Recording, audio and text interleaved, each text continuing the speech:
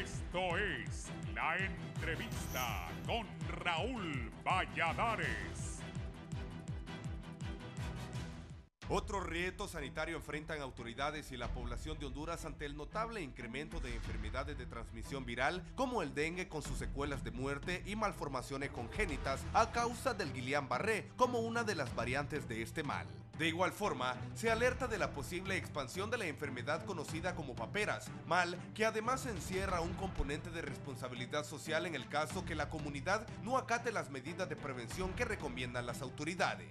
Incluso, al alertar de la presencia del fenómeno del niño este año en el país, el presidente de la República, Juan Orlando Hernández, recomendó a la comunidad para que desde sus hogares contrarresten las secuelas sanitarias del fenómeno, al mantener limpios los solares y mejorar el manejo del agua, entre otras cosas. Al 21 de mayo del 2018, un total de 2.700 casos de dengue registraba el sistema sanitario de Honduras. De estos, 112 son del tipo grave, informaban las autoridades de epidemiología de la Secretaría de Salud. Solo en esa semana hubo un registro de 810 casos de pacientes con dengue, aseguró la jefa de epidemiología de la Secretaría de Salud, Diana Núñez. La mayoría de los casos se concentran en el norte, centro y caribe del país, por lo que las autoridades insisten en que el mejor antídoto es la prevención doméstica, por lo que la población debe de mantener aseadas las casas y eliminar los criaderos Aedes aegypti, mosquito transmisor del dengue. En comparación a Centroamérica, excepto Costa Rica, donde no se reportan víctimas, Honduras reúne el mayor número de muertes contabilizados por esta enfermedad viral durante el 2018. Las autoridades sanitarias de Panamá reportan 3 fallecidos, uno en El Salvador, un fallecido y otro sospechoso en Guatemala y Nicaragua 2.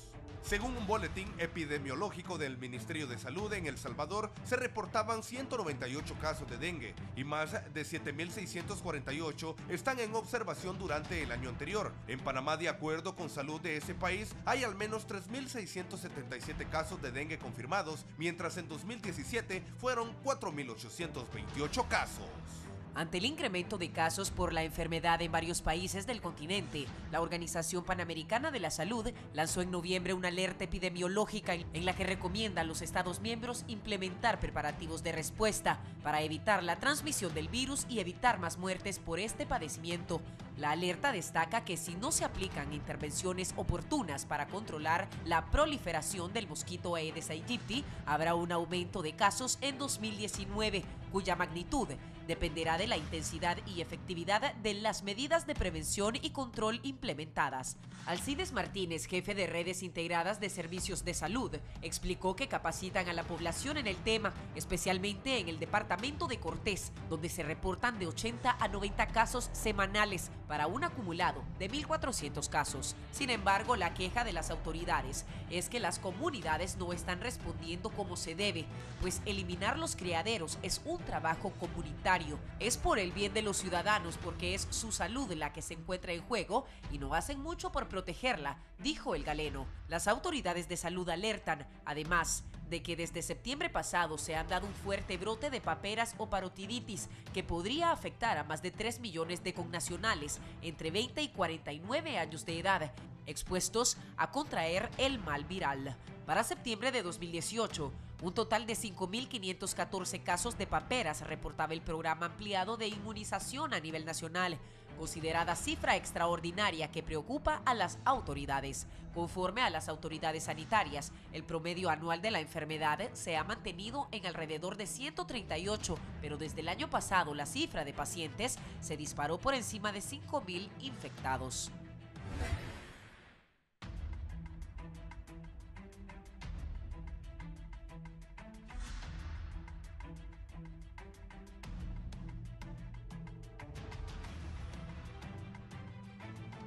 Buenos días, bienvenidos a la entrevista. Es un gusto saludarles. Hoy es el último día del mes de enero del 2019. Quedan 11 para finalizar este año. Rápido se fue el primer mes. Ya mis compañeros Isabela Chévez y Arteaga han hecho la introducción del tema de hoy, el incremento de enfermedades transmitidas por los zancudos. Tengo 3 distinguidas damas que van a orientar al pueblo hondureño cómo combatir esto. Lamentable lo que decía ahí Fernando Arteaga e Isabela Chévez. Honduras es el país donde más muertes se producen por este tipo de enfermedades transmitida por los zancudos. Presento a la representante de la OPS en Honduras y alguien que ayuda mucho al país, Piedad Huerta. Bienvenida. Muchas gracias, Raúl. Buenos días. Es un gusto que esté aquí. Edith Rodríguez es la jefe de vigilancia del sector salud. Bienvenida. Gracias, buen día. Y la exministra Roxana Araujo de Epidemiología está también con nosotros. Bienvenida. Cuéntenme en este momento cuál es el panorama de epidemiológico en Honduras. Me preocupa eso que decíamos en la introducción, que somos el país donde más muertes existen producto de estas enfermedades. Bueno, buen día. Como usted lo menciona, no podríamos compararnos con los demás países que tengamos el mayor número de casos de muerte, pero sí hemos registrado un mayor caso de número de personas con dengue grave. Por supuesto que esto es debido a que estas personas han contraído la enfermedad del dengue y al no tomar las precauciones necesarias de buscar los establecimientos de salud, por supuesto después desarrollan este problema y además que se automedican antes de buscar los establecimientos de salud. Piedad, ¿qué piensa usted? ¿Cuál es el panorama epidemiológico de Honduras, ya que usted ahora ya tiene un panorama claro de muchas cosas, no solo de esto, de lo que pasa en el sector salud de nuestro país? Claro que sí. Bueno, mire, la Organización Panamericana de la Salud está preocupada. Estamos preocupados por la situación de dengue y de otras arbovirosis en toda la región centroamericana, pero especialmente aquí en Honduras, que es donde me toca estar a mí. Sin duda alguna, el número de casos aumentó proporcionalmente bastante con relación a años anteriores y eso nos trae como consecuencia el que ahora estemos teniendo un mayor número de casos también de dengue grave, que nos preocupa muchísimo, porque inclusive pues el número de muertes que se han presentado durante el año pasado pues es de preocuparnos. Si bien es cierto, siempre las personas que tienen otros padecimientos asociados, otros padecimientos al lado de la presentación de estos padecimientos, pues son personas que son más vulnerables y pueden tener mayor riesgo de gravedad o de inclusive de muerte, como son el adulto mayor, personas mayores de 60 años, que es donde más se presenta el índice de muertes, y personas que tienen otras patologías como diabetes o enfermedad respiratoria. Así es que estamos preocupados, también estamos preocupados por el alto número de personas con el diagnóstico de Guillain-Barré, o inclusive con ya los casos que se presentan como sospechosos para inicio del año. Así es que hemos estado colaborando muy de cerca con la Secretaría de Salud, acá con la doctora Edith, trabajamos muchísimo y con la Secretaría de Salud en determinar y tratar de encontrar formas de compartirle a la población diferentes recomendaciones para tratar de disminuir la proliferación de mosquitos, que a fin de cuentas es uno de los factores que nos ha generado este alto índice de casos, especialmente dengue y otros padecimientos de arbovirosis. Yo siento que cuando se habla de esta enfermedad, nosotros los hondureños, como mucha gente no cree que es broma y no toman las medidas necesarias. Doctora Araujo, usted fue ministra de Salud también. ¿Cuál es la situación que vivimos en este momento? Y de septiembre acá, del año pasado, ¿cuáles son los males que más han crecido? La problemática de salud es compleja, no solo para nuestro país, sino para muchos países del continente americano y del resto del mundo. Y más compleja se hace con la presencia de enfermedades como las arbovirosis, que ahora pues no solo hablamos de dengue, sino que hablamos de Zika, de chikungunya, cada una con su particularidad de hacer daño a la salud. Enfermedades sumamente complejas que cuando decimos que llegan a un país es para que se queden, porque sus causas son multifactoriales y al ser multifactoriales no depende su control, porque ni pensamos en hablar de erradicación de estas enfermedades, sino que solo de controlarlas. Y al tener muchos factores que inciden para la aparición y que se mantengan presentes durante muchos años, esto hace que las cosas sean más difíciles, porque no solo es el sector salud el que debe estar involucrado en la prevención y el control de las mismas, sino que tenemos que hablar desde el nivel local, lo que son los gobiernos municipales, lo que es el sector de educación y bueno, y podríamos incluir muchos más. Esto hace que sea más difícil aún la coordinación intersectorial, porque por mucho que lo querramos hacer, al final de cuentas, la batuta se le queda a la Secretaría de Salud siempre. Y la Secretaría de Salud, a pesar de que su quehacer es la atención médica de los pacientes, también se ha visto involucrada en el control del vector, que es sumamente complejo y sumamente difícil. ¿Qué tiene que hacer la gente? ¿Y qué hacen ustedes? Bueno, en cuanto a la Secretaría de Salud, se están haciendo varias actividades de control y como bien lo dijo la doctora Araujo, nos está tocando luchar contra el vector.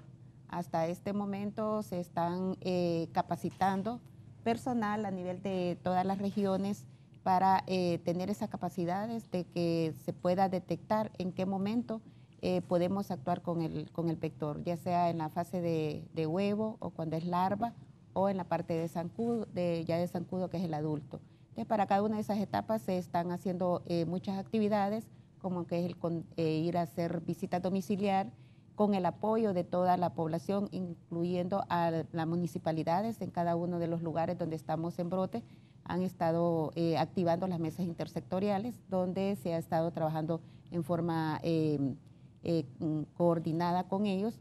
Ha estado también COPECO y otros organismos ONG que nos han estado contribuyendo y por supuesto quien más ha estado de la mano ha sido OPS, que ha estado siempre a la par con nosotros tratando de hacer todas estas actividades. El capacitar personal para que puedan detectarnos realmente cuál es el zancudo que está afectando. Tenemos inclusive insectarios donde se pasan haciendo constantemente pruebas para ver la resistencia que tiene el zancudo a diferentes insecticidas. Sí.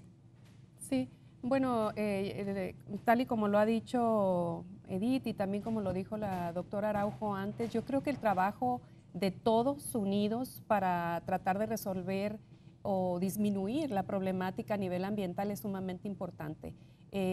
Yo siempre en los diversos foros que tengo oportunidad de participar, le invito a las familias, a las personas desde el mismo hogar a hacer lo necesario para mantener el zancudo alejado de las casas. ¿Cómo lo podemos hacer? Manteniendo la limpieza dentro de la casa y en el patio alrededor de la vivienda, disminuyendo los criaderos de mosquitos, es decir, todos los artefactos que guardan agua y en los que se puede desarrollar la larva del mosquito y posteriormente convertirse en un zancudo. Inclusive el agua limpia, fíjese don Raúl que el agua limpia también puede desarrollar el zancudo, así es que hay que mantener los receptorios de agua. Explíquenos cómo que el agua limpia, claro, que uno cree que está limpia. Claro. Ahí van los zancudos también. También, en todos los almacenes de agua, donde hay agua, ahí puede haber larvas de mosquito que se pueden reproducir y crecer y convertirse en zancudos. Así es que hay que mantener todos los recipientes en donde hay agua en la casa, así sea agua limpia, tapados. O definitivamente si no es agua que se esté guardando por una razón doméstica, que se tire, como pueden ser el agua de los floreros, o los recipientes del agua de las mascotas en la casa, hay que cambiarla diariamente. En fin, todo eso que facilita la proliferación de los mosquitos. Luego, hay que mantener los mosquiteros en la casa para evitar que los zancudos, los mosquitos, entren a las viviendas y por lo tanto pues puedan hacer daño a las personas. Y por otro lado, ahí nos vamos abriendo, ¿no?, de la familia a la comunidad, en donde es la comunidad de la mano con todos los sectores, con el alcalde, de la mano con educación, con los profesores de la escuela, con la iglesia, que se unan para hacer este trabajo de limpieza y que pueda ser de verdad un trabajo bien realizado que nos ayude a disminuir la proliferación de mosquitos. Eso es algo sumamente importante. Y por otro lado, desde el sector de la salud, bueno, la detección oportuna, el diagnóstico adecuado, el tratamiento adecuado de las personas que llegan con sintomatología es lo que nos va a determinar que la persona pues, pueda pasar muy rápidamente por un padecimiento o inclusive que pueda agravarse. Así es que esto es parte del trabajo que se tiene que hacer a nivel comunitario, lo decían bien las doctoras, lo que es lo intersectorial es sumamente importante, no es una responsabilidad exclusiva de salud, no, es una responsabilidad de todos los sectores, con un componente muy fuerte en los alcaldes. A nivel municipal es donde se llevan a cabo las fumigaciones y es muy importante que se hagan de manera adecuada, a la hora adecuada y con los insecticidas adecuados. Algo importante, don Raúl, de saber es que ahora estamos estudiando la resistencia de los mosquitos a los insecticidas. O sea, así como los seres humanos desarrollamos resistencia a los medicamentos o a los antibióticos, los mosquitos también van desarrollando resistencia a los insecticidas y de pronto lo que hace 2 años era efectivo, ahora ya no es efectivo. Entonces, de la mano con la Secretaría de Salud estamos haciendo investigación en ese sentido para que el país adquiera los insecticidas que son necesarios de acuerdo a las cepas que están circulando y a su nivel de resistencia a los insecticidas. Sí, permítame un momento, voy a ir con mi compañero Gerlin Díaz. Gerlin Díaz está con Daisy Suazo en el Centro de Salud Miguel Paz, allá en San Pedro Sula. Gerlin, adelante y vamos a... Bien, en un momento voy a ir con Gerlin. Ya, Gerlin, adelante. Buenos días, licenciado. Así es, a esta hora estamos ubicados aquí en el Centro de Salud Miguel Paparahona del barrio Medina de San Pedro Sula y me acompaña la epidemióloga Daisy Suazo para que nos hable en relación pues a este contagio de dengue, tanto clásico como también el dengue grave que se registra y que ha dejado pues una gran cantidad de pacientes hasta la fecha. ¿Cómo se tienen aquí las estadísticas, doctora? Buenos días. Sí, bueno, realmente en las 3 primeras semanas del 2019 pues se ha mantenido la tendencia. Hemos estado en la semana 1 con un total de 34 casos, luego observamos un aumento en la semana 2 a 45 y luego pues un descenso a 34 casos en la semana 3. Sin embargo, comparado con las 3 primeras semanas del 2018, estamos muy por encima de los casos que sí tuvimos en el año anterior y con los de dengue grave en las 3 primeras semanas del 2018 no hubo ningún paciente reportado en los hospitales. Sin embargo, en este año ya llevamos un total de 90 casos que han estado pues en los hospitales y muchos pues realmente con situación de riesgo. Pues el año anterior finalizamos también en alerta, ¿verdad? Con un total de 50, 57 casos por semana epidemiológica, cosa que no lo habíamos visto en los últimos 5 años en la ciudad de San Pedro Sula. Doctora, esto solamente los que buscan atención médica en los centros públicos, pero hay una gran cantidad en los centros privados. Sí, nosotros ya para este año estamos haciendo una coordinación, estamos girando una nota a todos los hospitales privados para que esos casos que ellos están reportando sean notificados aquí a la región metropolitana de San Pedro Sula y poder nosotros realmente mapear donde están surgiendo casos que sabemos que ahí hay circulación del virus. Si nosotros nos vamos a monitorear el vector hay en toda la ciudad, o sea, todo el mundo dice hay zancudos, hay zancudos. No necesariamente es Aedes aegypti, ¿verdad? Sabemos que hay otras especies que también pican, que se alimentan también de sangre, pero que no transmiten enfermedades como es el Culex. Sin embargo, si la privada también, si lo que son clínicas privadas nos están notificando, nosotros podemos saber realmente dónde hay casos, porque eso si no se notifican, no se cuantifican. Sin embargo, nuestros referentes son el Hospital del Seguro Social y el Hospital Mario Catarino Rivas. ¿Cuáles siguen siendo los municipios más contagiados? Bueno, nosotros tenemos cerca, ¿verdad?, nuestros vecinos que son de la departamental de Cortés, Choloma y Villanueva, que están reportando casos semana a semana, igual que San Pedro Sula. Por todo lo que incluye el dengue, ¿cuántos casos más o menos? Bueno, nosotros en lo que va de las 3 primeras semanas tenemos un acumulado de 130 casos de dengue no grave y 90 casos de dengue que pueden ser dengues con signos de alarma o dengues graves, ¿verdad? Que son los que buscan atención en hospitales. Hay muchos que se automedican, doctora, y esto agrava la situación de salud de ellos. Sí, es preocupante, ¿verdad? Y nosotros los casos que han estado en los hospitales les hemos dado seguimiento y todos coinciden con la aplicación de medicamentos inyectables. Incluso lo llaman un cóctel. Entonces combinan antipiréticos, que es para bajar la fiebre, con antiinflamatorios. Incluso algunos están combinando con esteroides. Entonces entonces esto les produce mayor riesgo a un caso grave, porque muchos de ellos son antiagregantes plaquetarios y pueden producir sangrados masivos que ponen en riesgo la vida. ¿Cuántos días son los críticos de un paciente? Sí, eso es importantísimo que la gente lo conozca. El 5.º día es el día en que la fiebre baja y es el día que tiene mayor riesgo una persona de complicarse, de provocarse lo que se llama shock y caer en un shock refractario, que es sumamente difícil poder rescatar a una persona en ese estado. Entonces, cuando la fiebre baja, hay que estar monitoreando. El dolor abdominal, la palidez extrema y la frialdad de manos y plantas de pies son signos sumamente de alarma, que la persona tiene que acudir a un establecimiento, o si es un niño, esos padres tienen que llevarlo. Y recomendar no automedicarse, que sea evaluado desde el primer día de la fiebre por un personal de salud que está capacitado y es el que realmente determina si lo va a manejar de manera ambulatoria, con evaluaciones cada 24 horas, con control de hemogramas, o si lo va a referir a un hospital y debe de manejarse de forma hospitalaria, ¿verdad? Con un monitoreo ahí dentro del hospital de todo lo que son sus signos vitales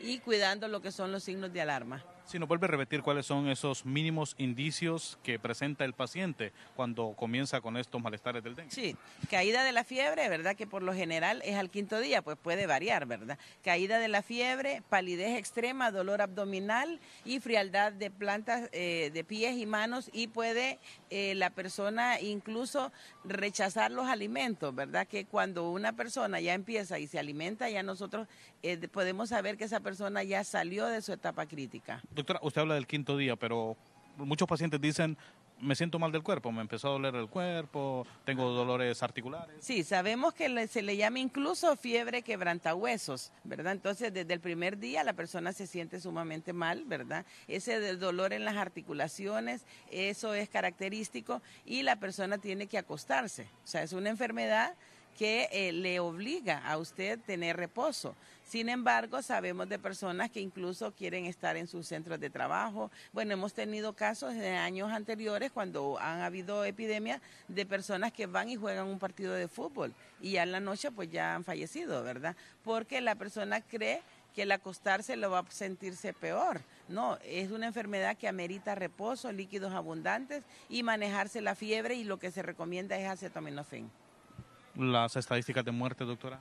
Bueno, nosotros hasta ahorita no tenemos ninguno certificado por la comisión. Sin embargo, hay casos que se están investigando y que es la comisión la que va a determinar si fue por causa o por otra causa. La combinación de estas enfermedades virales con enfermedades crónicas de base, pues realmente se complican, como son diabéticos, hipertensos, personas con problemas cardíacos. Las embarazadas las tenemos que vigilar de cerca porque se pueden complicar. Muchísimas gracias a la doctora Daisy Suazo, que nos ha dado pues estadísticas de lo que es el dengue aquí en la zona norte del país, así como también las recomendaciones y aquellos síntomas iniciales que presentan siempre los pacientes. Y es que esta enfermedad pues ataca de igual forma y puede causar la muerte tanto a niños, a personas adultas, así como también adultos mayores. Esto es lo que podemos informarle desde lo que es el Centro de Salud Miguel Paparahona. Vuelvo con usted. Buenos días. Doctora Araujo, gracias. Herling, ¿y tenemos medicamentos para contrarrestar eso? Porque el problema aquí, y que lo hemos hablado y estuvimos en una reunión, me acuerdo, con Piedad Huerta, el problema aquí que no hay medicinas, o malos hondureños ganan licitaciones, dan medicinas vencidas, ojalá que eso se acabe. ¿Cómo estamos en eso? Bueno, usted que siempre dice la verdad. Algunas veces, ¿verdad? El tratamiento para las 3 enfermedades al inicio debe ser sencillo, porque son analgésicos tipo paracetamol, líquidos orales abundantes. Podríamos decir que los sueros de hidratación oral podrían funcionar muy bien, y el reposo, que es esencial.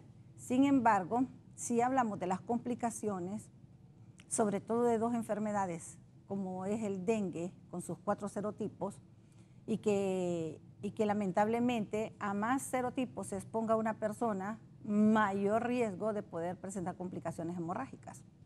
Es decir, si usted ya ha tenido dengue por el serotipo 1 y luego es expuesto a un serotipo 2, usted tiene una mayor probabilidad de desarrollar complicaciones hemorrágicas de la enfermedad o presentaciones atípicas de la enfermedad, cosa que no se miraba antes. Después de la epidemia del 2010, el dengue nos dejó una gran experiencia en el país. O sea, ya no solo era el dolor abdominal, sino que eran presentaciones de tipo cardíaca que no la mirábamos antes. Adolescentes que llegaban a la consulta con taquicardia, con problemas cardíacos, y de repente a nadie se le podía ocurrir que era dengue lo que estaba en ese momento afectando. Afecciones cerebrales y de algunas otras complicaciones que nos dejó esa epidemia del 2010. Yo creo que la Secretaría de Salud ha venido sufriendo cambios. Es una secretaría compleja, sumamente difícil, con una cantidad de hospitales considerables, 3 de ellos de referencia, 5 de referencia nacional, por decirlo, incluyendo el San Felipe, el Instituto Cardiopulmonar, el Catarino, el Hospital Escuela, por decir algunos. Tenemos a nivel nacional el sistema de salud, más de 1.600 centros de salud, donde la atención médica, podríamos decir que de esos 1.600 solo se da como en 400 o 500 y el resto es atendido por el personal de enfermería. Con esa complejidad nos enfrentamos en el día a día y con problemas no solo de dengue, zika y chikungunya, sino que con cualquier cantidad de problemas. Entonces podríamos decir que para este tipo de enfermedades la Secretaría creo que sí, en este momento está en condiciones de poder atender los pacientes que están llegando al sistema sanitario público, porque bien lo decía el periodista de San Pedro Sula, hay un subregistro bastante grande de todas aquellas personas que se quedan en sus casas, que se automedican, o de aquellas otras personas que llegan al sistema privado de la asistencia sanitaria. Pero en este momento, y previendo lo que ocurría a finales del año pasado, que ya la Organización Panamericana de la Salud había dado una alerta al resto de los países de Centroamérica, del continente americano, con una alta incidencia de casos finalizando, cosa que no se mira. Porque la historia natural de la enfermedad nos dice que a partir del mes de octubre, noviembre y diciembre ya hay un descenso bastante significativo de la enfermedad. Sin embargo, el año pasado no fue así. Y esperábamos que este año pues iniciara con una alta incidencia como se está observando en San Pedro Sula y en el Distrito Central. Con estos parámetros que ya se han observado, creo que está por demás decir que las acciones de prevención se deben de intensificar en este momento, en una temporada seca, porque ya cuando llega la temporada de lluvia es muy poco lo que se puede hacer. ¿Causas del repunte? Mire, en este momento lo que tenemos el problema son el cambio climático. Creo que la semana pasada Ecopeco inclusive mencionó que vamos a entrar a una etapa seca, pero en estos momentos lo que está contribuyendo en el caso de Tegucigalpa es el clima que es frío y eso hace que el vector, el adulto, no circule.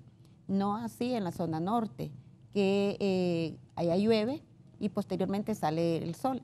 Es un clima favorable para que el zancudo pues, pueda estarse reproduciendo y tener esos criaderos que día a día se está luchando contra ellos.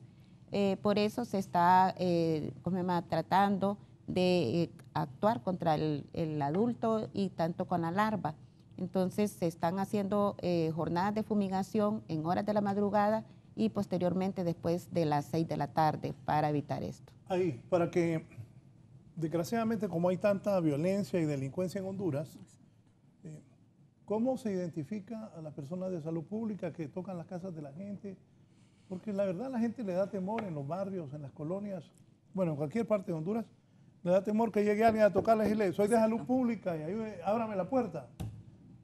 ¿Cómo están identificados? Bueno, en estos momentos se está trabajando bastante con lo que es los voluntarios de salud, o sea, de las comunidades donde ellos son reconocidos, y entonces para que el personal de la Secretaría pueda ingresar a estas zonas, contamos con el apoyo de una de estas personas que son miembros, o sea, viven en esas comunidades, por lo tanto ellos solicitan los permisos a las personas pues, que tienen estos grupos y así se logra ingresar y poder visitar cada una de las viviendas, pero claro, siempre es con el acompañamiento de la comunidad. En caso contrario no podemos porque el riesgo uno tiene que cuidarse, pero sí recomendamos por ese motivo de que siempre se estén haciendo las medidas de prevención, que la gente debe de hacerlo constantemente, a diario, El hecho que ahorita hayamos tenido una disminución de los casos no significa que esto ya paró, sino que tenemos que prepararnos sobre todo para finales de febrero, donde podemos tener un aumento de los casos.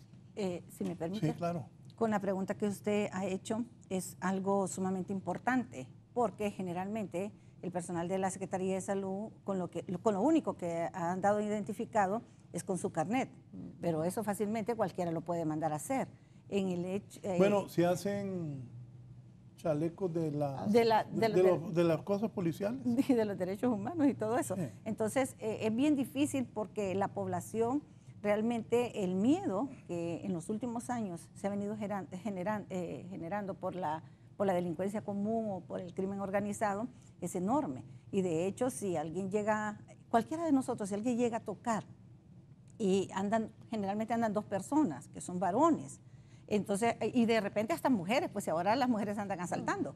Entonces, para uno es un riesgo poder abrirle la vivienda o que la persona que está en ese momento, la muchacha de la casa, o sea, tiene indicado de que no abra la casa. Ya desde ese momento que esa casa no es abierta, ya se considera positiva. Y eso incrementa el riesgo de la transmisión del virus a través de los vectores.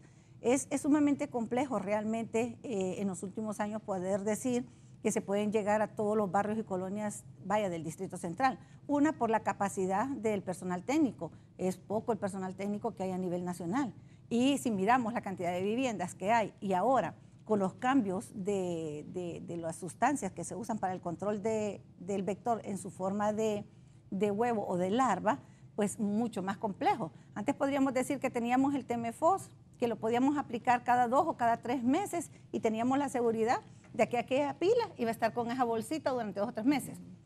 Ahora, con la aplicación del BTI, que es de aplicación semanal, es sumamente complejo. Una, no hay el suficiente recurso humano para ir semana a semana a la cantidad de viviendas que tienen ciudades tan grandes como San Pedro Sula o como el Distrito Central.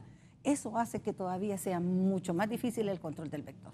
Tal vez, don Raúl, reiterar lo que dije antes, la autorresponsabilidad aquí es fundamental, que las familias asuman la responsabilidad de su vivienda y de su entorno y que mantengan limpia el área, limpias las casas, limpios los patios, los mosquiteros adentro, inclusive alrededor de la cama y en las puertas y ventanas. Y luego lo que es el ponerse el repelente contra los mosquitos. Eso también es muy importante, especialmente si se van a hacer actividades al aire libre. Entonces, ante lo que usted pregunta, un factor fundamental es la autorresponsabilidad, el que las familias seamos partícipes de cuidar de nuestra salud con acciones muy concretas y muy fáciles de llevar.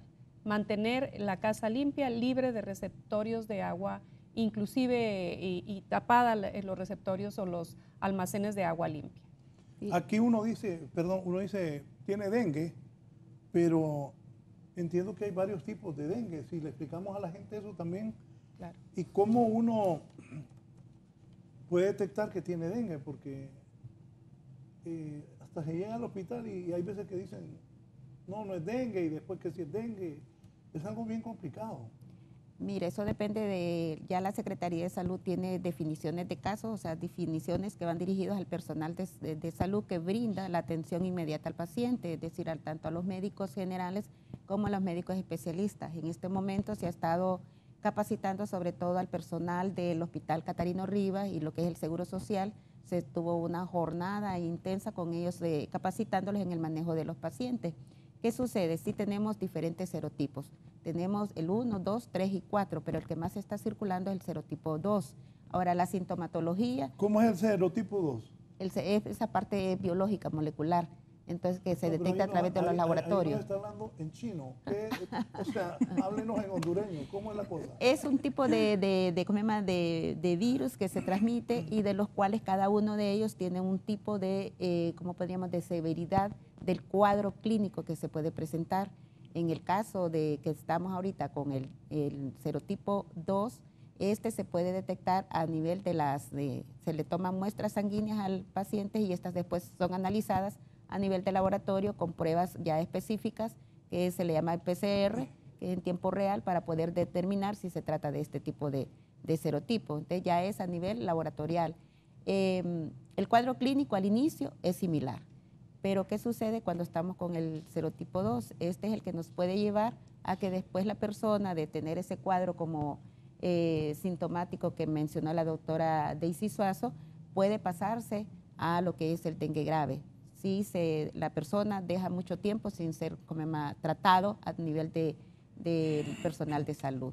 Entonces eso conlleva a que rápidamente puedan desarrollar el dengue grave, que implica pues que por supuesto ser hospitalizado, lo cual pues aumenta un poco los costos de cada uno de los hospitales al tener este tipo de pacientes, porque sí, como bien lo dijo la doctora Araujo, en este momento la Secretaría de Salud cuenta con toda la capacidad y la logística para poder atender este tipo de pacientes en estos establecimientos de salud que son de referencia nacional. Deme un minuto, don Horacio, me dice el apellido porque no quiero pronunciarlo mal, está desde la zona sur del país, en Choluteca. Don Horacio, buenos días. Muy buenos días. Estaba oyendo el diálogo que tienen ustedes de la enfermedad del zancudo. Nosotros aquí mantenemos nuestra casa bien limpia y todo, pero ¿qué pasa? Que al otro lado están pasando, hay uno de esa gente de migrantes que van para los Estados Unidos, pagan cubanos, venezolanos y de todos los países, de que no sirve si ellos vienen contaminados. No hay una oficina allá que controle ahí en Guasable o en algo, porque nosotros cuando vamos a Nicaragua nos meten ahí a una para analizarnos si vamos con alguna enfermedad. Yo quisiera pues que tal vez el gobierno pueda hacer algo, porque esa gente viene contaminada de países grandes donde son islas pues, y yo otra cosa, la fumigación de las casas, aquí no existe nada. Bueno, nunca salen a fumigar. Toda esa gente que solo pasa esperanzada a la huelga, la deberían de comprar una bomba si el gobierno tiene ahí cosas para poder combatir esa enfermedad. Bien, bueno, del sur, de Choluteca, ¿están diciendo eso? Sí, puedo mencionarle que precisamente la semana pasada se ha estado fumigando cada una de las aduanas por vía terrestre para evitar de que en esos lugares esté el criaderos, porque sí se hay del acúmulo de objetos alrededor de las oficinas, inclusive dentro de las oficinas. Ahora, a través del Reglamento Sanitario Internacional, se están creando lo que son las oficinas sanitarias internacionales que deben de estar colocadas en cada uno de los puntos de entrada del país. Pero esto no es solo responsabilidad de la Secretaría de Salud, sino que debe de intervenir otros organismos como ser Gobernación, tienen que estar parte del personal de aduanas. Bueno, es algo interinstitucional para poder tener estas oficinas. Ya en lo que es el Aeropuerto Internacional de Toncontín, ya se está creando, se está además con el apoyo de OPS, se está colocándosele toda la parte de materiales para poder y tener un recurso médico para que esté brindando esa atención inmediatamente cuando se detecte una persona que viene con algún síntoma. Doctor Araujo, y la gente que va a las casas y fumiga y eso, ¿es gente preparada o es gente que solo llega y pone esa cosa ahí? Mire, para empezar, vamos a quitar Mire esto de la vamos a quitar esto de la fumigación de la mente del hondureño, de que eso es la solución al problema. Y si usted mira, permítame, repite eso, oye, que no es la fumigación la solución del problema para contrarrestar el dengue. Pero los hondureños eso creemos. Sí, porque yo también creo eso. Mire aquel que se está riendo porque cree lo mismo. Todos creemos que le echan eso. Pero usted no tiene la culpa, ni él tiene la culpa de creer eso. La culpa la tuvimos nosotros en su momento cuando enfocábamos los procesos de fumigación como la panacea de que eso le iba a resolver el problema. No, en las campañas de educación se tiene que orientar a la población, como bien lo dijo la representante de OPS, licenciada Huerta, de que la responsabilidad es de cada uno de nosotros. O sea, la responsabilidad de mi casa es mía, soy yo la que tengo que responder eso. En la parte laboral es un grupo de personas que son las responsables de esa oficina. Este canal tiene responsables de que estén revisando las pilas, las cisternas, todo lo que tengan, todo recipiente que contenga agua.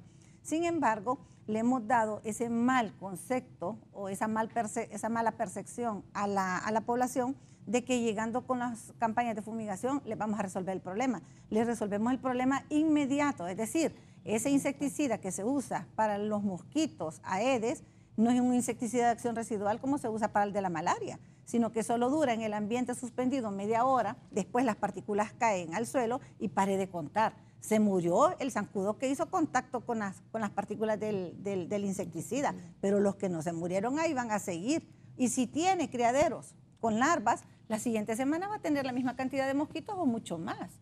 Entonces, sí, el personal de la Secretaría, estamos hablando de yo no sé, Edith, si siguen siendo los 1.600 técnicos de salud ambiental a nivel nacional o pueden ser menos. Menos. Bueno, entonces imagínense menos, por decir aquí. Tegucigalpa tenía, cuando a mí me tocó ser jefe de programa, 1.600. 1.600 a nivel nacional. El Distrito Central era el que más tenía, 280 personas en aquel tiempo, 250, perdón, en aquel tiempo. Divida usted 250 personas en más de 1.000 barrios y colonias que hay aquí. ¿Cuánto le toca a cada barrio y cada colonia? Ajá, solo el Alonso Suazo. Pero yo pensé en todo Honduras. Imagínese todo Honduras. Pero es que todo Honduras está, por ejemplo, hay municipios que solo tienen un técnico de salud ambiental. Sí. Hay otros municipios que no tienen ni uno. Por ejemplo, tenemos el sector tenemos aquí Santa Lucía, Valle de Ángeles, Cantarranas, y si mal no recuerdo, la Villa San Francisco, donde solo hay un técnico de salud ambiental que va un día a cada municipio. ¿Qué puede hacer esa persona en un día? Nada. Nada. Entonces, empecemos por ahí, ¿verdad? Por eso pregunté, si están preparados y me faltó. ¿Y cuántos son? Y aquí en Honduras ya somos un montón. Bueno, hay un montón en relación a cómo éramos antes.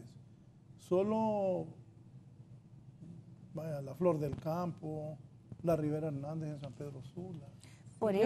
Yo creo que un factor, perdón, doctora, un factor muy importante es la fumigación es complementaria a un abordaje mucho más integrado entre los diferentes sectores, en donde la familia tiene que tener mucha responsabilidad de mantener sus entornos limpios y luego, como bien dice la doctora Araujo, los ámbitos de trabajo, incluidas las escuelas, por supuesto.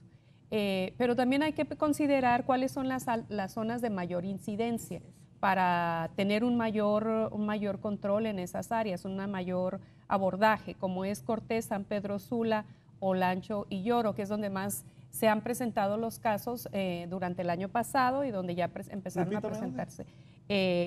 Cortés, San Pedro Sula, Olancho y Lloro. Ahí en esas comunidades es donde se ha presentado el mayor número de casos. Un punto importante, Cortés, San Pedro, Lloro y Olancho son departamentos... Y el Distrito Central. Bueno, los 5 departamentos más grandes. Sí, así es. Mayor concentración. Imagínense Cortés con lo de las maquilas.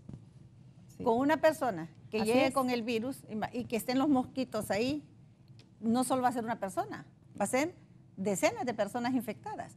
Y con los cambios que han tenido los virus últimamente, hay estudios recientes donde, por ejemplo, el del Zika, antes en el mosquito se tardaba en reproducirse el virus de 7 a 15 días. Sin embargo, estos virus han tenido mutaciones y ahora se reproduce de 2 a 6 días, mucho más rápido. Claro, y han desarrollado la resistencia a los insecticidas. Sí. Aún más importante porque esa forma de abordaje es sumamente costosa. Lo que usted decía al principio, doctora, es sumamente importante. El estudio de la susceptibilidad o resistencia a los insecticidas idealmente se debería hacer cada 2 años, sin embargo no se puede. Pero si se hiciera cada 5 años, no estuviéramos nosotros trabajando a ciegas, por decirlo así. ¿Para qué vamos a comprar un insecticida en cantidades abundantes para todo el país si de repente ese insecticida ya no le hace ni cosquillas al mosquito? Eso es como engañarnos, ¿verdad? Entonces, eso de los estudios pareciera que es como retórica, pero es sumamente importante. Muy importante. Eso nosotros lo pudimos ver justo en la epidemia del 2010, que ha sido una de las más grandes de dengue de todo la historia del país, donde habían sectores como Villanueva, Los Pinos, aquí cerquita, donde usted entraba y hacía un barrido del 100% de las casas, con aplicación de TMFOS, con la aplicación de las fumigaciones y todo lo que usted quiera. A la siguiente semana la misma positividad y no bajaba. Entonces fue cuando decidimos, en medio de la epidemia, hacer el estudio. Así es. Y ahí fue donde vimos la resistencia. Entonces, a cambiar en el camino el insecticida que se iba a utilizar. Eso es sumamente importante. Son enfermedades que datan de, el dengue, podríamos hablar que desde la dinastía Ming, en el año 340, ya se hablaba de los mosquitos que volaban con aguas venenosas. Imagínense cuánto ha durado. Nadie de los países puede decir que se puede erradicar, porque para erradicar una enfermedad de esas tiene que haber una voluntad también política grande, es decir, darle al 100% de la población el abastecimiento del agua potable, darle al 100% de la población la eliminación de los desechos, que son los factores primordiales para que, estos criaderos se mantengan. Y eso pues nosotros sabemos que tenemos años y años de estar hablando que la cobertura de estos servicios solo llega al 60% de la población. Sí, permítame. Los productores me dicen que hay que hacer una pausa. En un momento continúo con mis invitadas hablando de este tema de las enfermedades de salud, especialmente las transmitidas por los zancudos. Volvemos.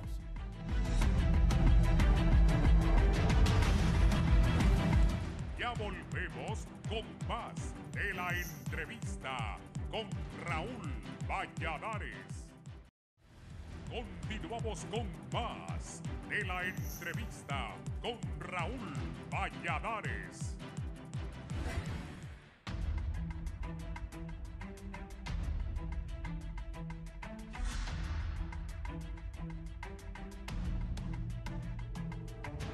Bien, continuamos. El presidente Hernández anunció que la sequía este año va a ser mucho más fuerte que el año anterior. Anotábamos anoche qué índice podría tener el fenómeno El Niño, que se pronostica con mayor impacto, lo que estoy diciendo, para este año, sobre estos temas sanitarios en el país. Bueno, en cuanto a eso, nosotros, la Secretaría de Salud se está preparando en estos momentos con un plan de intervención donde se está contando con todos los recursos necesarios para poder abordar previamente, no esperar que lleguen esos meses, sino que previamente ya a partir del otro mes, bueno, prácticamente mejor dicho la otra semana, comenzar a implementar lo mismo. Esto ha sido una orden de la ministra de Salud con el acompañamiento del viceministro y nos han estado apoyando OPS por otro lado para poder hacer ese plan de intervención. Sobre todo localizando aquellos lugares que son de riesgo. Como bien se mencionaron los departamentos, pero el departamento en sí no todo, sino que aquellos municipios que se encuentran en riesgo en cada uno de los departamentos que tenemos a nivel nacional, dando énfasis en el departamento de Lloro, la región de Lloro, que más que todo está localizado a nivel del Progreso. Y en cuanto a San Pedro Sula, todo el municipio como tal, como región, y en la región de Cortés. Entonces ahí se está priorizando.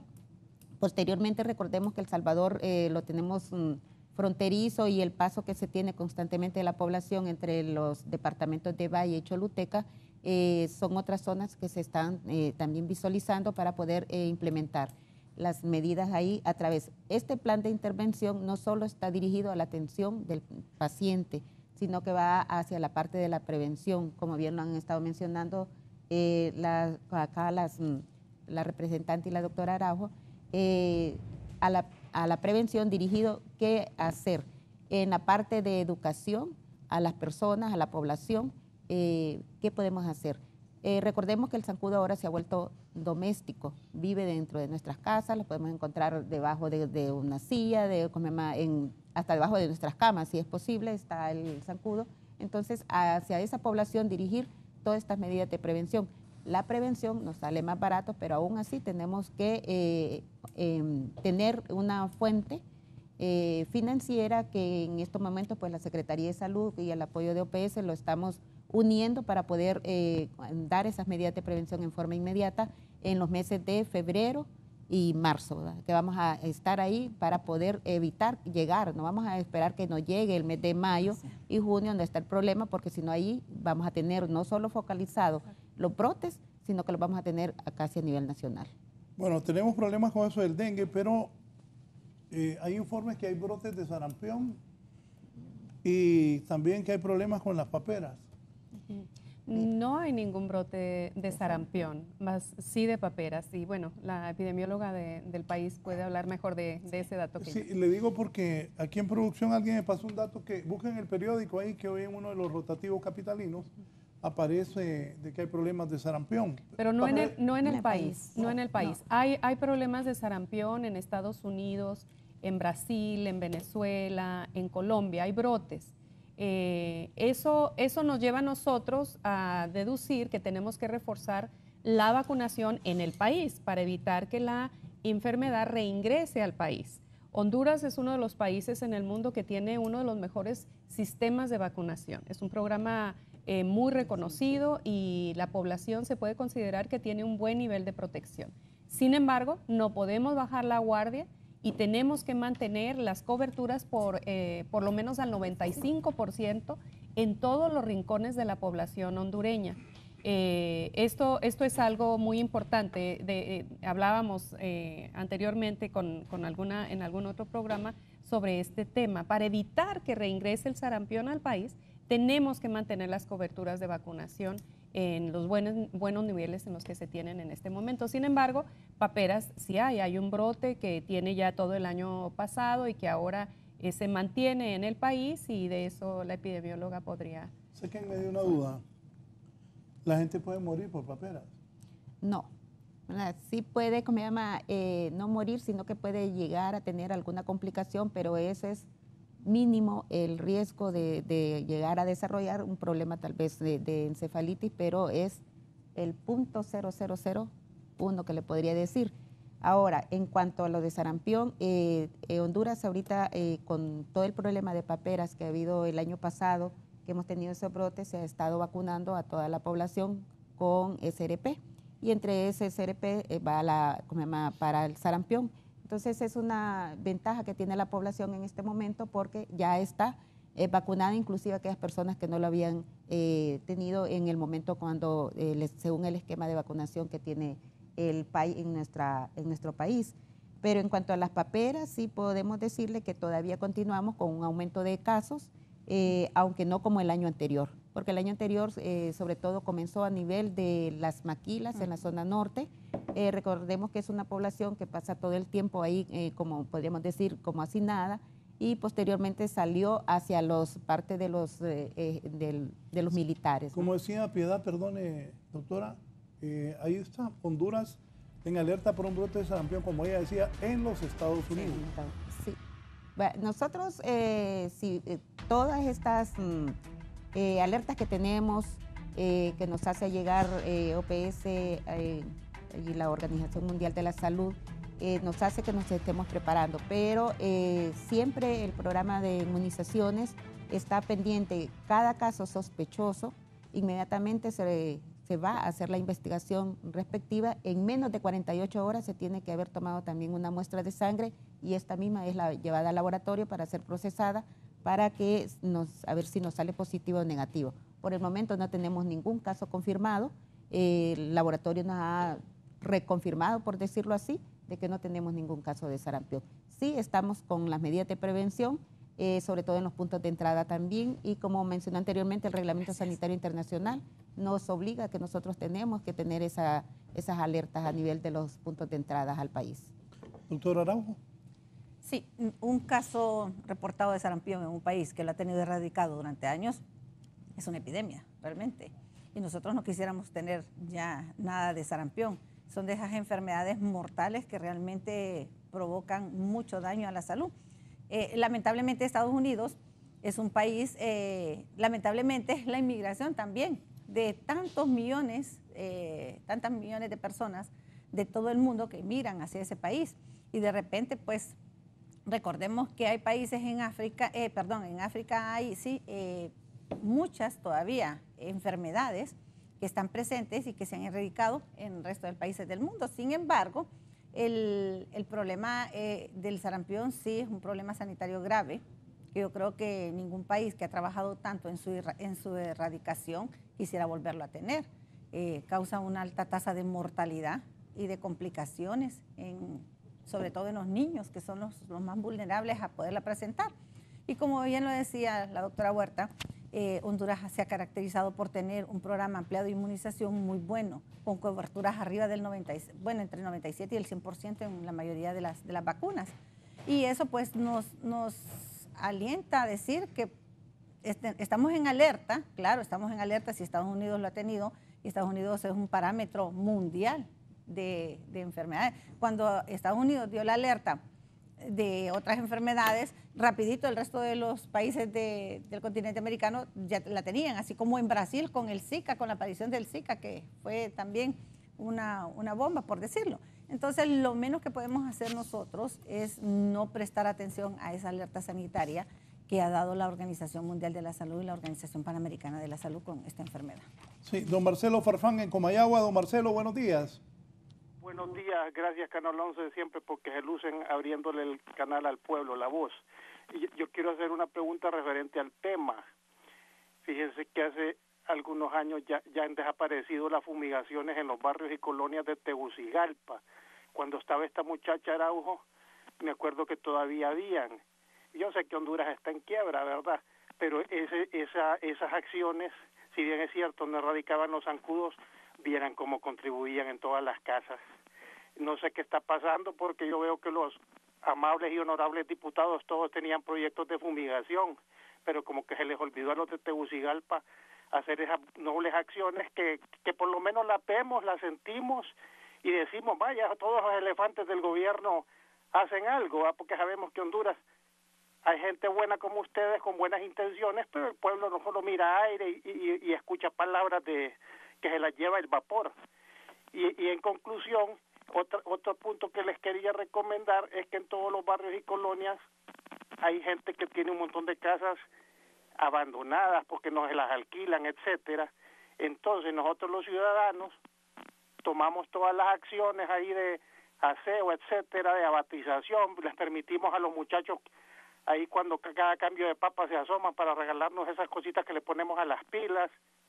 Pero ¿qué sucede? Yo sé que es difícil para ustedes controlar, pero tal vez el vecino tiene la casa abandonada y como a ellos no los pican los zancudos, entonces ¿de qué nos sirve a nosotros? Las primeras acciones y bajar todas las oraciones para que no nos piquen los zancudos, y esas casas deberían de irlas a visitar y ponerles una amable multa, como esa que pone tránsito para que los aviven y los despierten. Muchas gracias, Raúl. Usted siempre un aplauso porque usted le permite la voz al hondureño de a pie. Y cuando nos toque votar por usted, ni lo dude. Muchas gracias. Gracias, don Marcelo, por su participación. ¿Comentarios sobre lo que ha dicho Marcelo Farfán?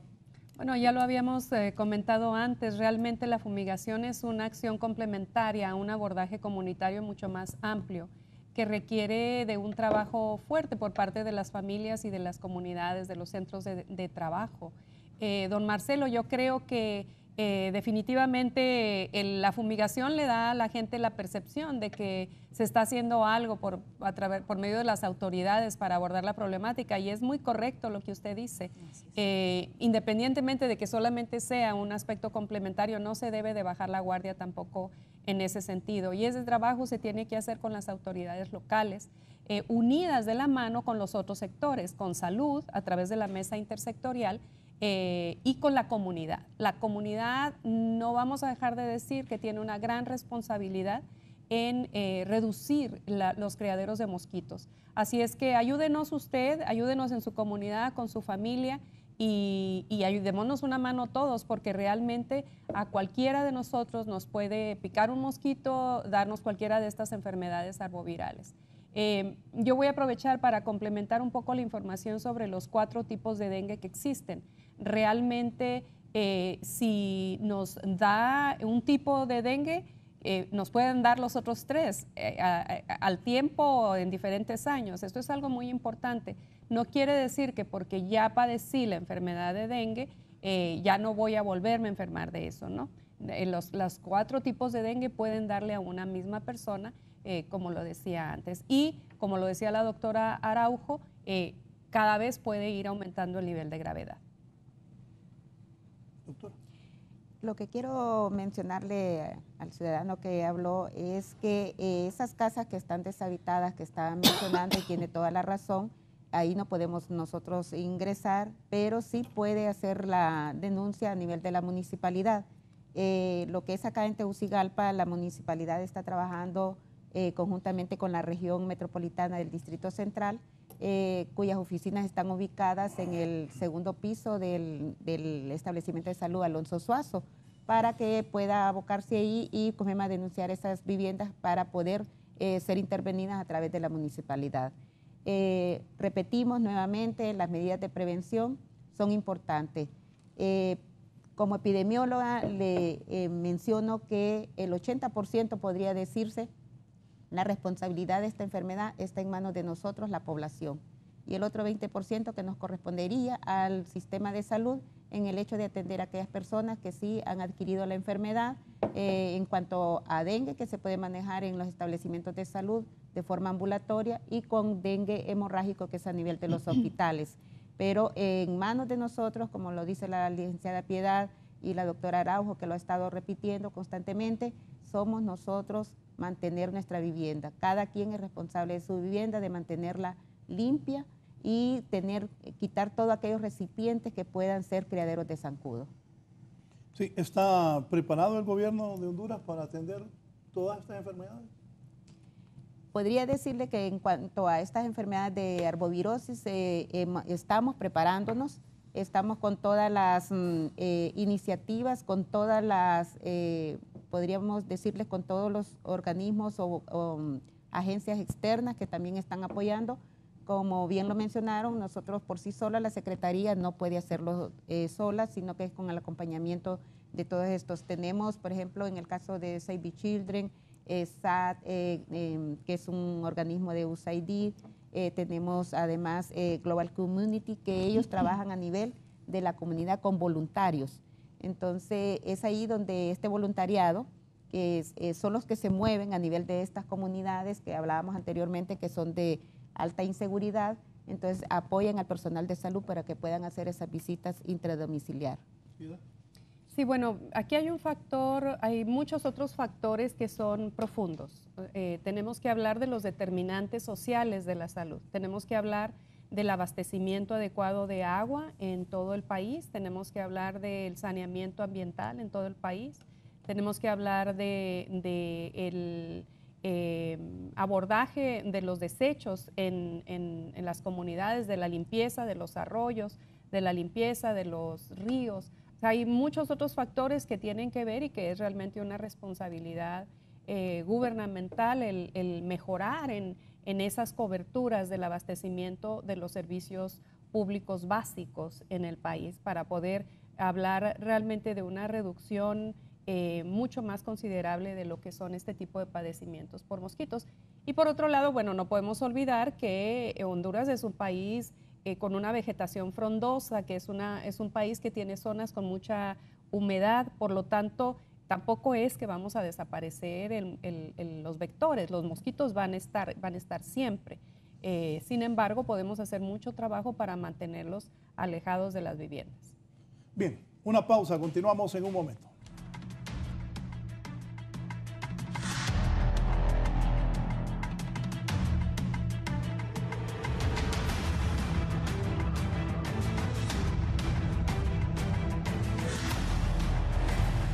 Ya volvemos con más de la entrevista con Raúl Valladares.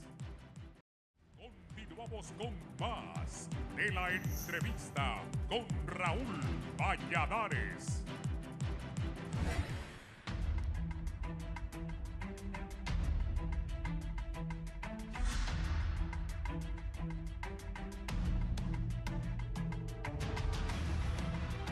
No solo es el seguro, es más salud pública. Bien. ¿Cómo va a cambiar usted que está en eso de la Comisión de Salud? ¿Cómo va a ser un mejor Ministerio de Salud Pública? ¿Cómo van a hacer compras honestas? Ya le voy a preguntar a la doctora Araujo, que sabe de eso. ¿Cómo? Es cierto, tiene que haber un cambio. El hospital escuela para que haya medicinas, que no esperen que le digan a la persona, venga en 2 años, ya se murió. ¿Cómo van a mejorar eso?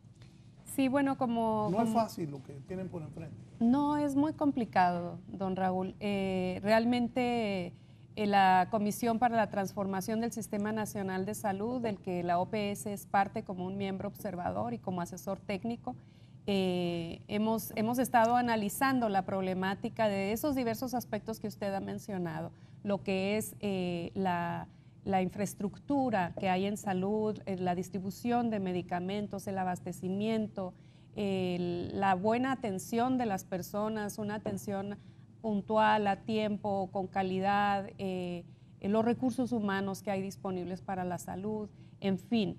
Hemos estado analizando todo eso. Es una problemática muy compleja que viene de mucho tiempo atrás y va a tomar tiempo el resolver o mejorar la situación.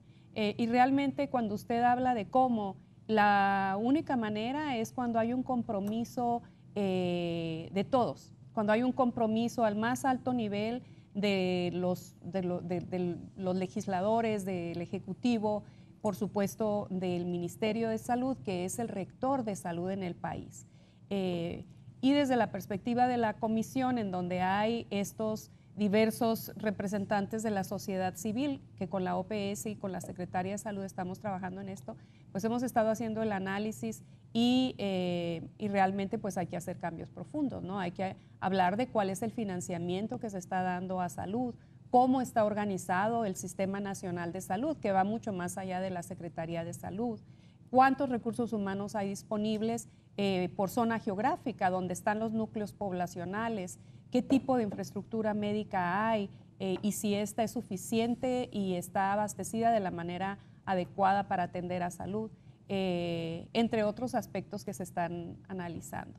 De hecho, en 2 semanas tendremos una reunión estratégica en la que habremos de analizar y definir algunas acciones inmediatas ya desde la perspectiva estratégica de la transformación.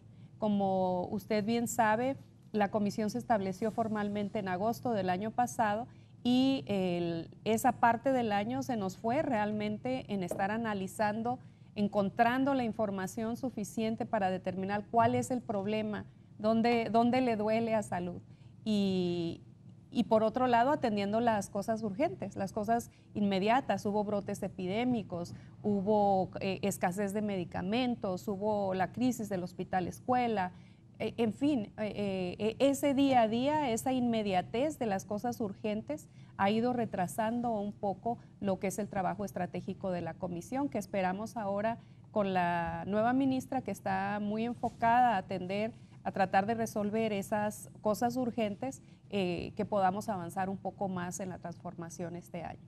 Sí, voy con Leila Martínez, ella está desde la colonia Centroamérica, acá en Comayagüela. Leila, buenos días. Aló, buen día, licenciado. Fíjese que he estado esperando esta oportunidad para decir algo. Va a parecer un poco grotesco, pero la verdad es que el Ministerio Público es muy pobre en la actitud que tienen acerca de las enfermedades que se dan en el país. Mire, uno de los problemas de los zancudos, ¿qué sucede? La gente no tiene la conciencia. Realmente es nuestra responsabilidad como pueblo velar por la salud de nosotros. Mire, la gente solo sabe decir nosotros los pobres. Sí, somos pobres porque no nos cuidamos. Donde yo vivo, mire, hay unos charcos, la gente le vale. Yo digo que deberían de multar a esta gente que provoca estos problemas, porque ¿qué es lo que sucede? La situación en el país está tan difícil, pero hay que gastar en medicamentos. El hospital no tiene nada para el pueblo. Entonces deberíamos de cuidarnos, entonces de hacer una conciencia y de multar, creo yo, Raúl, porque el hondureño, si no le presionan, no hace nada bueno para mejorar la vida de cada uno de nosotros. Pero otra cosa que quiero decir, mire, esas formas de fumigar, eso es fatal para el organismo. Después de que hacen esas fumigaciones para disque matar el zancudo, que no es más que combustible quemado, usted va a ver que el hospital se llena de problemas respiratorios. Otra cosa que he estado esperando, mire, yo soy alérgica, pero a una cantidad de cosas, pero estoy hablándole de una alergia que puede llevarme a un choque anafiláctico, porque soy alérgica a la vainilla. El Ministerio Público de Salud, no viene, controla, a ver, así como hay para los celíacos, que no dejen de usar tanta vainilla. Miren, mucha gente muere a consecuencia de estas alergias porque ignora cómo está su organismo. ¿Por qué la vainilla es productora de alergias? Porque el componente químico de la vainilla es el ácido salicílico. Entonces las personas que son alérgicas a la aspirina somos alérgicas a todas estas cosas. Esas cositas que ponen en los buses, mire, el Ministerio de Salud debería de velar hasta por la salud emocional, cuando en esos buses ponen unas músicas que le compete al Ministerio de Salud, pero aquí venden todo y no les importa, como dijo un doctor, venden las pistolas y matan, y tiene razón.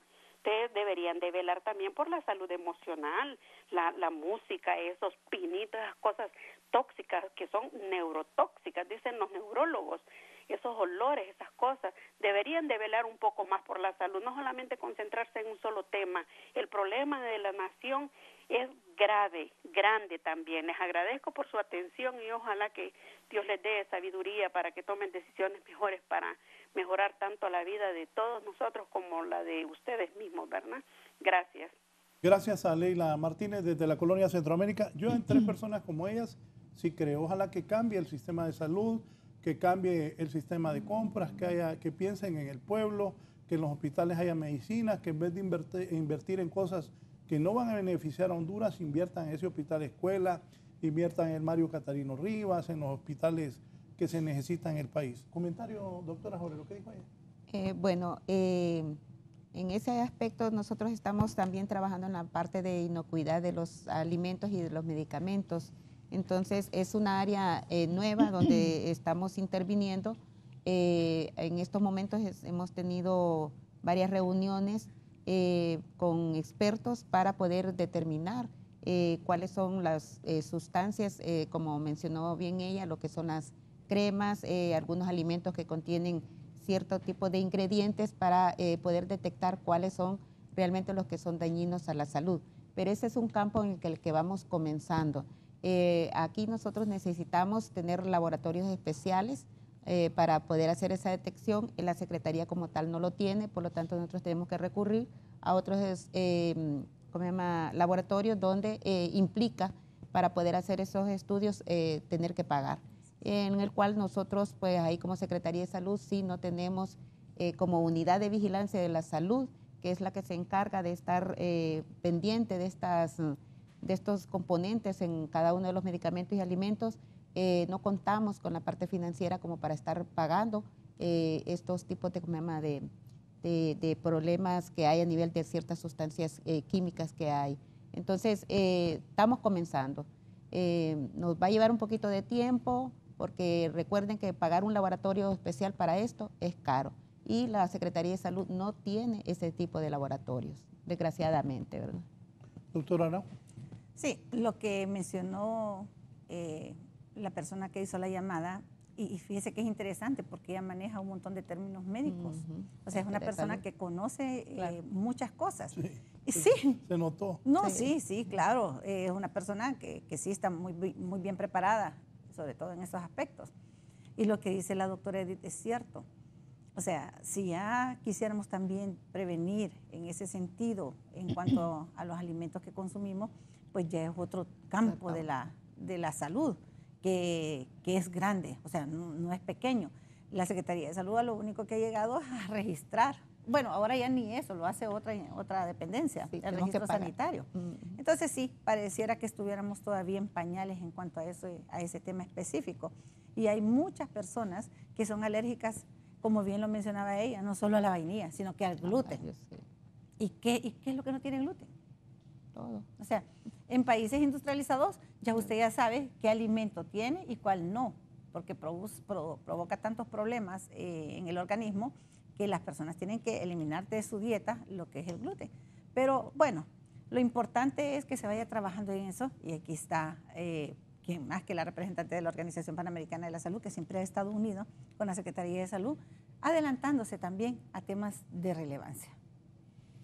Sí, ¿qué experiencias de las campañas pasadas que se han hecho para prevenir todas estas enfermedades sirven y ¿cuáles han sido las más efectivas?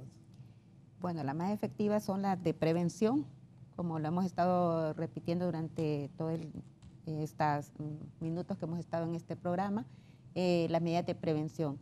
Lo que es la fumigación no es eficaz en todos los municipios que tengan problemas de dengue. Unos depende del nivel del mar en donde estén ubicados, otro tiene que ver con la superficie o la parte geográfica, lo que la fumigación puede ser muy buena en San Pedro Sula, Tegucigalpa no lo es. Entonces son cosas que nos han ido enseñando y no comemos irlo haciendo. ¿Por qué la fumigación? Que la gente tanto insiste en esto. Digamos, San Pedro Sula, creo que para la época en que la doctora Araujo se invirtió en avionetas que fumigaran, que dio mucho... No fui yo. Fue el ministro. Ah, bueno, el ministro. Entonces, ¿qué hicieron más avionetas? Regaron insecticidas, pero a nivel de San Pedro Sula, claro, como es plano, podían andar las avionetas bajas, cosa que no sirvió en Tegucigalpa. No fue en San Pedro Sula, fue aquí en el Distrito Central.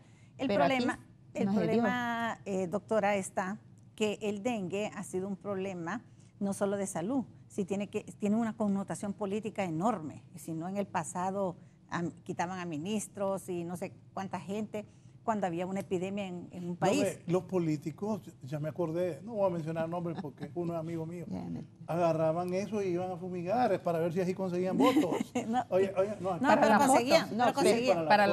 conseguían votos. ¿Verdad? Sí conseguían. Pero cuénteme de las avionetas y eso. No, mire. ¿Quién fue la gran idea de la avioneta? En ese momento era un momento crítico. O sea, de las epidemias que me tocó manejar a mí, yo le puedo decir que la del 2010, cuando a mí me llamaron, ya estaba la epidemia instalada. Ya no había para dónde, o sea, solo controlarla en un determinado tiempo para que no hubieran más muertes, porque es la epidemia que más defunciones dejó, que más morbilidad dejó de todas las que han habido en el país. No, era un momento crítico donde había una presión no solo nacional, sino que internacional para poder controlar esa epidemia del 2010. Y dentro de esos, pues usted sabe que hay siempre sugerencias de personas del extranjero que mira, que aplica esto, que hace esto.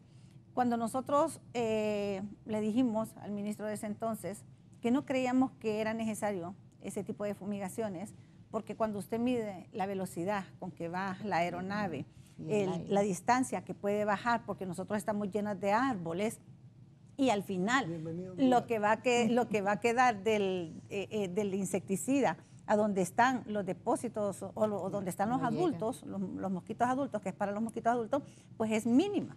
Y nosotros hicimos el estudio, pues. Tiraron la avioneta, pusimos las trampas con los mosquitos y vimos la mortalidad solo fue del 40%, no fue del 100%. ¿Y cuánto costaba la avioneta? Curiosidad. No sé. Bueno, a mí me gustaría retomar su pregunta. ¿Cuáles son las campañas que hacen mejor efecto o que pueden causar un mejor resultado? Definitivamente es la promoción de la salud, don Raúl, la comunicación social adecuada, el involucramiento de todos los sectores de la población para lo que ya hemos mencionado bastante durante la mañana, reducir los criaderos y la proliferación de mosquitos. Y en esta responsabilidad compartida, ustedes, los medios de comunicación, tienen una parte muy importante que jugar, porque en un solo mensaje pueden llegar a cuántos miles de personas en un minuto de información. Información que darlo directamente de voz a voz o en reuniones cuesta muchísimo tiempo y dinero, o la exposición que puede tener un cartel, a cuántas personas puede llegar a ese cartel. Sin embargo, la comunicación a través de los medios de comunicación, un mensaje efectivo en donde se diga, mire, limpie su casa, elimine los receptorios de agua, 3 palabritas en 30 segundos y esa labor estaría mucho, mucho más efectiva. Pero hay un problema.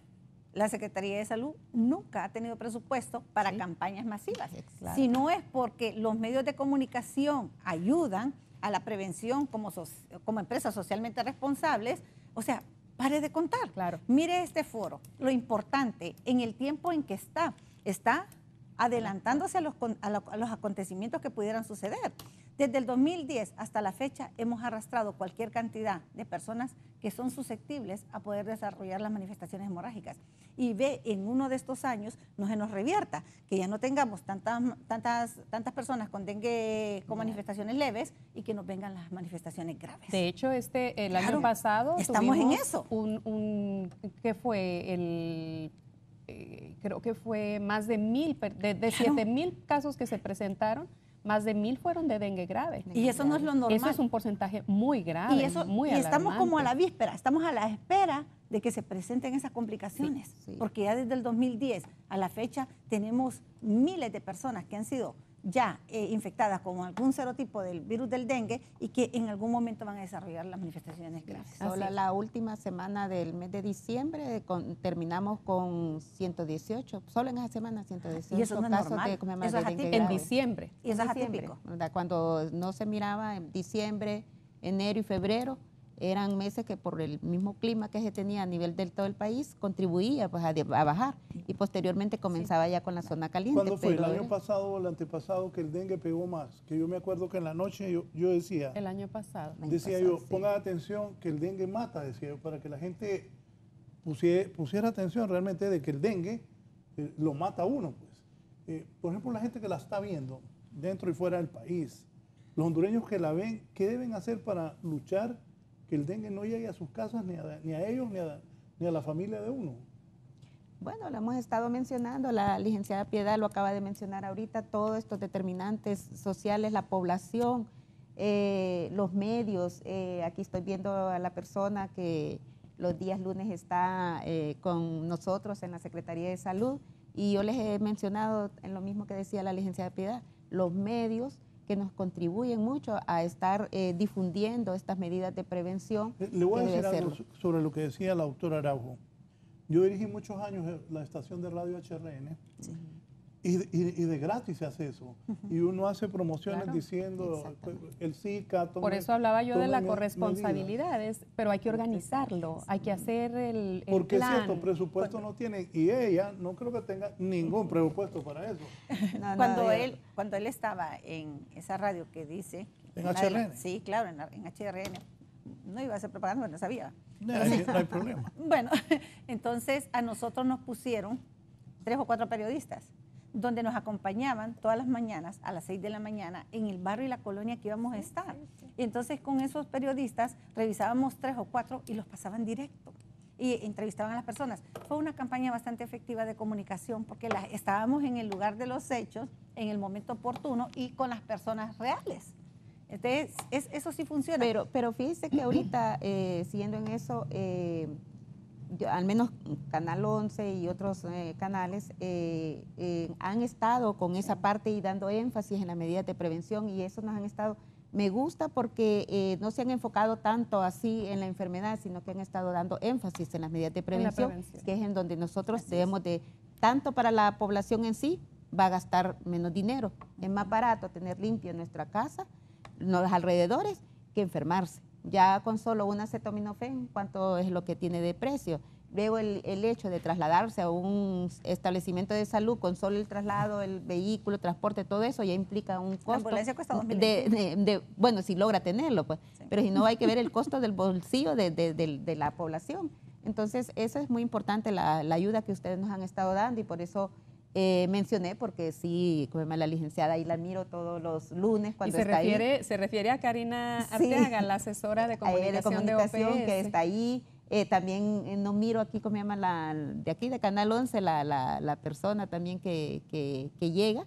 Hay una persona de Canal 11 que llega también a entrevistar y han estado haciendo mucho énfasis en estas medidas de prevención. Entonces, ustedes juegan un rol muy importante en esta parte y nosotros les agradecemos porque realmente si pusiéramos nosotros a pagar todos esos espacios que ustedes nos están dando, imagínense ahorita el tiempo que tenemos, no podemos hacerlo, realmente. Bien, hemos llegado al final. Conclusiones, doctora Araujo. Bueno, decirle a la población que estas enfermedades no son fáciles realmente de controlarlas, podemos prevenirlas diciéndole a la población qué es lo que tiene que hacer, pero está en nuestras manos realmente hacer el 80% de lo que nos corresponde. Es decir, en nuestras viviendas revisar las pilas, los barriles, las cisternas, los floreros, todo lo que pueda contener agua. El mosquito es un mosquito de agua limpia, pero tenemos la especie Aedes, tiene el Aedes albopictus y el Aedes aegypti. El Aedes albopictus también se desarrolla en aguas sucias, por decirlo así, y que no les asombre que del alcantarillado les va a salir un mosquito, porque ellos también pueden reproducirse ahí, y esa es de las partes que no tenemos control, porque nunca hemos intervenido los alcantarillados, por decir de alguna forma. Estas son enfermedades que, si bien es cierto, algunas veces se presentan leves, en el caso del dengue y en el Zika las complicaciones son mucho más peligrosas, así que decirle a la población que estamos a tiempo de poder prevenir una epidemia de mayor magnitud de la que ya vimos en el pasado, y que pongamos de nuestra parte para poder apoyar todas las acciones que hace la Secretaría de Salud. Gracias, doctora. Es un gusto. De las buenas ministras que han pasado ahí por Salud Pública, Edith Rodríguez, ¿qué me dice, doctora? Bueno, lo mismo, hacer énfasis en esas medidas de prevención y no solamente dirigirnos a la vivienda en sí de cada uno de los pobladores, sino que también las municipalidades. Mantener los estanques de agua, deben de tener esa limpieza que estamos mencionando, porque a veces en las viviendas sí tienen limpias sus solares y todo, pero a veces hemos encontrado larvas, y por lo tanto a lo que es las municipalidades recomendamos lo mismo, que tengan ellos, los encargados del abastecimiento de agua a estos lugares, darle las medidas de prevención con limpieza de esos recipientes. Gracias, doctor. Ha sido un gusto. Vamos a cerrar con Piedad Huerta, que es la representante de la OEPS. Por cierto, la felicito por el trabajo que hace y la voluntad que tiene de apoyar el sector salud en Honduras. Gracias, don Raúl. Realmente mi comentario final sería reiterar la corresponsabilidad que tenemos todos para disminuir, reducir al máximo posible esta epidemia que tenemos de dengue en el país. Hay que trabajar de manera conjunta, en donde yo en mi casa haga lo necesario, en la comunidad, en la escuela, en el centro de trabajo. El alcalde es es una persona muy importante en este círculo ambiental para poder reducir la enfermedad y sobre todo, por supuesto, también el sector de la salud. Pero los medios de comunicación que nos ayudan mucho, pues bueno, podríamos tomar un poquito más del tiempo de ustedes para ayudarnos a transmitir estos mensajes positivos de promoción de la salud a la comunidad, para recordarnos constantemente lo que tenemos que hacer. Recordémosle a la gente, doctora, el dengue mata, ¿verdad? Se muere la gente si no se pone atención. Exactamente, sí. Entonces tenemos que tener mucho cuidado a ese zancudo, entonces que sí nos puede matar. Bien, gracias a mis tres invitadas de esta mañana, a ustedes por permitirnos ingresar a sus hogares. Recuerde, ponga atención, el dengue mata, se muere uno por el dengue. ¿Cuántos muertos en Honduras por el dengue ya? Mire, en lo que va de estas 3 semanas tenemos reportados 2 casos. Pero el año pasado terminamos con 5 casos certificados por la comisión que tenemos, pero quedaron otros pendientes porque la comisión se reúne cuando ya tenemos un número de casos para poder revisar, porque son con expertos que se hace esta certificación. ¿Cuántos muertos en los últimos años, doctora? Yo creo que con estos 2 que iniciamos ya podremos decir que estamos en alerta. Claro, por supuesto. Bien. Dios primero, la gente tome conciencia de esto. Gracias por su atención. Siga con nosotros en Canal 11. Buen día.